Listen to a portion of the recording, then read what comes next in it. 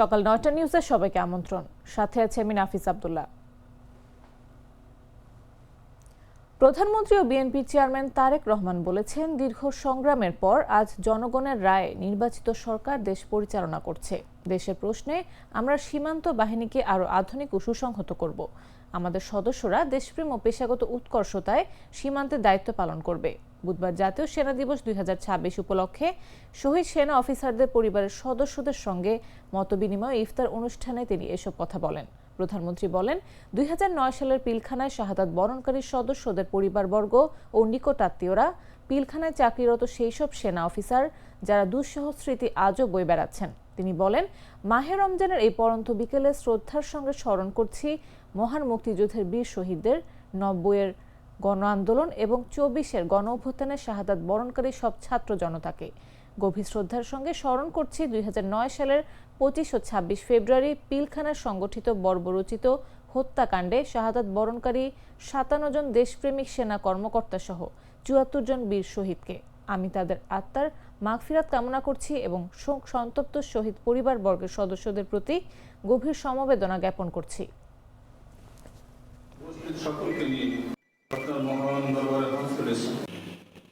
আমাদের সীমান্তরক্ষী বাহিনী শিকড় আমাদের স্বাধীনতার ইতিহাসে প্রথিত। ১৯৭১ সালের যেদিন চট্টগ্রামের কালুরঘাট বেতার কেন্দ্র থেকে শহীদ রাষ্ট্রপতি জিয়াউর রহমান স্বাধীনতার ঘোষণা দিয়েছিলেন, সেদিন সেনাবাহিনীর সাথে তদানীন্তন ইপিআরের সদস্যবৃন্দ বেতার কেন্দ্রের দায়িত্বে নিয়োজিত এক থেকে গৌরবময় ইতিহাসের সাক্ষী হয়েছেন এবং মহান মুক্তিযুদ্ধের সূচনা লগ্ন থেকে সেনাবাহিনীর সাথে অবিস্মরণীয় অবদান রেখে চলেছেন। পরবর্তীকালে শহীদ রাষ্ট্রপতি জিয়াউর রহমান সীমান্তরক্ষী বাহিনীকে সুসংহত করতে বিশেষ গুরুত্ব আরোপ করে অবকাঠামোগত উন্নয়ন এবং প্রয়োজনীয় সংস্কার কাজ করেন। সেনাবাহিনী থেকে যোগ্য ও মেধাবী অফিসারদের পেশনে প্রেরণের সংখ্যা বৃদ্ধি করা হয়। ১৯৭৮ সালে এই বাহিনীর ইতিহাসে সবচেয়ে বড় ঘটনা হল সামরিক কায়দায় নতুন করে পুনর্গঠিত করা। পূর্বের উইংসমূহকে পরিবর্তন করে ব্যাটালিয়নে রূপান্তর করা হয়। দুটি নতুন ব্যাটালিয়ন সংযোজন করে বাহিনীর সংগঠনকেও পরিবর্ধিত করা হয়। দীর্ঘ সংগ্রামের পর আজ জনগণের রায় নির্বাচিত সরকার দেশ পরিচালনা করছে। দেশের প্রশ্নে আমরা সীমান্ত বাহিনীকে আরো আধুনিক ও সুসংহত করব ইনশাআল্লাহ। আমাদের সদস্যরা দেশপ্রেম ও পেশাগত উৎসর্গতায় সীমান্তে দায়িত্ব পালন।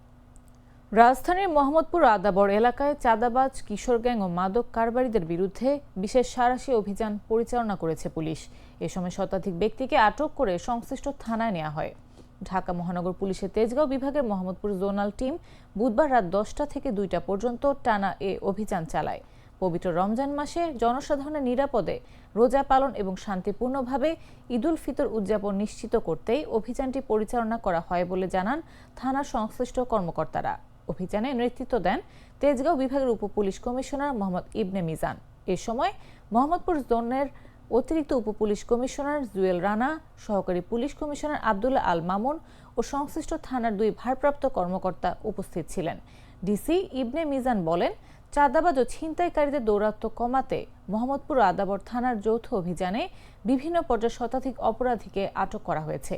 অপরাধ দমন ও জননিরাপত্তা নিশ্চিত করতে এ ধরনের অভিযান অব্যাহত থাকবে। তিনি জানান, আইন শৃঙ্খলা রক্ষা ও অপরাধ নিয়ন্ত্রণে নিয়মিত অভিযান জোরদার করা হয়েছে, যাতে এলাকায় কিশোর গ্যাং, চাঁদাবাজ ও ছিনতাইকারীরা পুনরায় সক্রিয় হতে না পারে।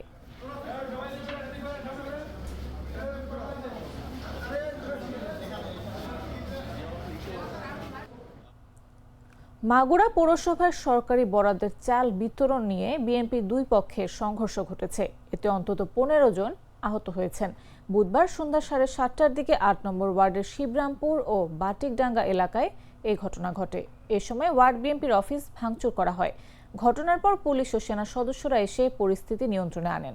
সেই সঙ্গে ঘটনাস্থল থেকে ২ জনকে আটক করা হয়। স্থানীয় সূত্রে জানা গেছে, ঈদ উপলক্ষে সরকারি বরাদ্দের চাল বিতরণকে কেন্দ্র করে ৮ নম্বর ওয়ার্ড বিএনপির সভাপতি তারিকুল শেখ ও স্থানীয় বিএনপি নেতা আবু মিয়ার মধ্যে কথা কাটাকাটি হয়। এর জেরে তাদের সমর্থকদের মধ্যে পাল্টাপাল্টি ধাওয়া ও সংঘর্ষ বাধে। এতে আহত হয়ে উভয় পক্ষের অন্তত ১৫ জন মাগুরা সদর হাসপাতালে যান। জেলার অতিরিক্ত পুলিশ সুপার শাহ শিবলি সাদিক জানান, এলাকায় অতিরিক্ত পুলিশ মোতায়েন রয়েছে।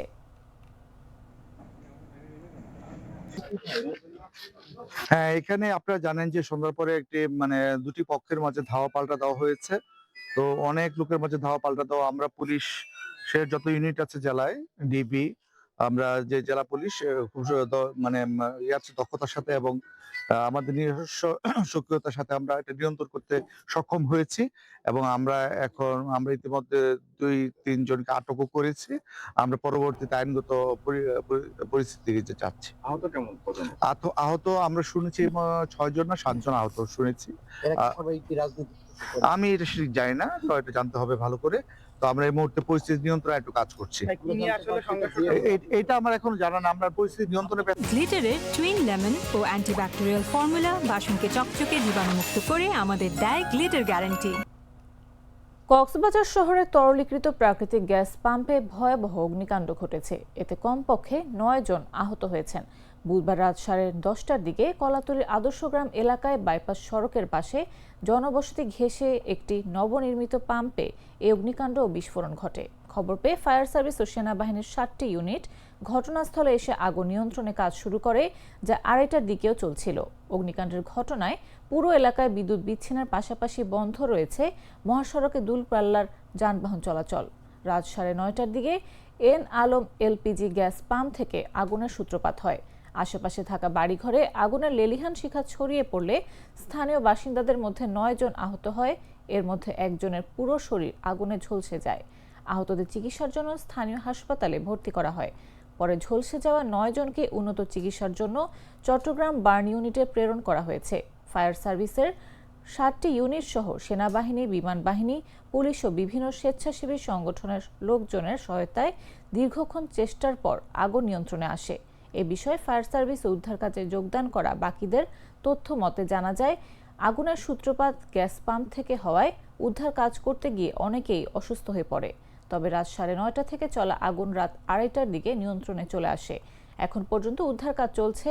ক্ষয়ক্ষতির পরিমাণ পরে জানাবে বলে জানায়।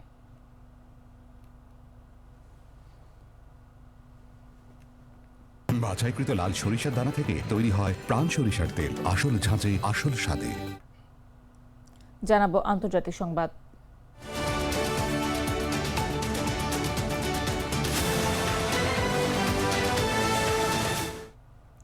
গাজা গণহত্যার সঙ্গে সংশ্লিষ্ট এবং ইসরায়েল সংযুক্ত বিভিন্ন প্রতিষ্ঠানে গোপনে বিনিয়োগের অভিযোগ উঠেছে যুক্তরাজ্যের প্রসিদ্ধ কেমব্রিজ বিশ্ববিদ্যালয়ের বিরুদ্ধে।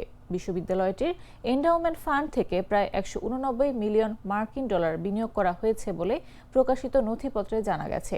বিশ্ববিদ্যালয়ের দীর্ঘমেয়াদী আর্থিক স্থিতিশীলতা নিশ্চিত করতে গঠিত এই তহবিল পরিচালনা করে university of Cambridge investment management limited. প্রতিষ্ঠানটি আগে বিনিয়োগ সংক্রান্ত তথ্য প্রকাশে গোপনীয়তার কথা জানালেও সম্প্রতি যুক্তরাষ্ট্রের সিকিউরিটিজ অ্যান্ড এক্সচেঞ্জ কমিশনে জমা দেওয়া নথি বিশ্লেষণে নতুন তথ্য সামনে আসে।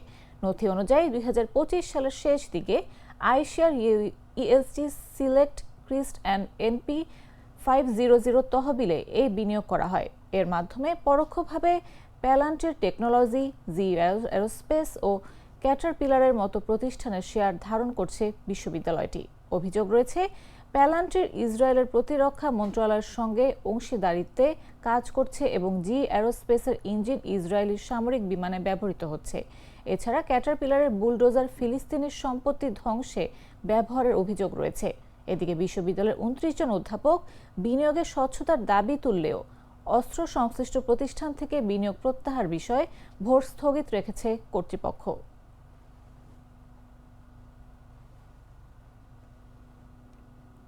এবারে খেলার খবর।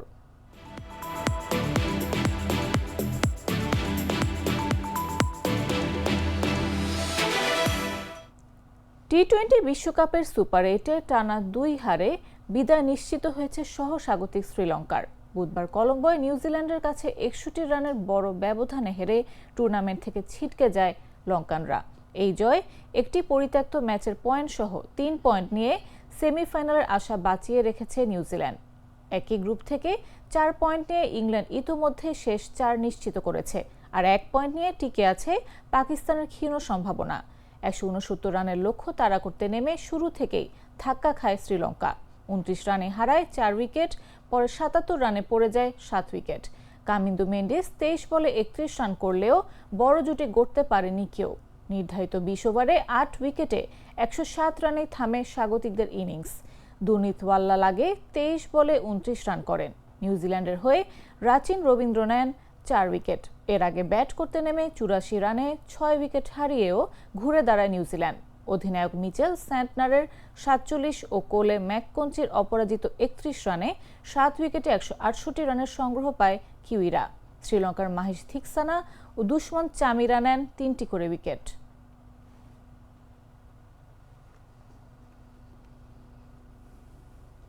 দর্শক, এই ছিল এখনকার মতো। এরপর দেখবেন দুপুর 11টা নিউজ। প্রতি মুহূর্তে সর্বশেষ খবর পেতে ভিজিট করুন jagonews24.com, ফলো করুন আমাদের ভেরিফাইড ফেসবুক পেজ এবং সাবস্ক্রাইব করুন জাগো নিউজের ইউটিউব চ্যানেল। এতক্ষণ সাথে থাকার জন্য ধন্যবাদ সবাইকে।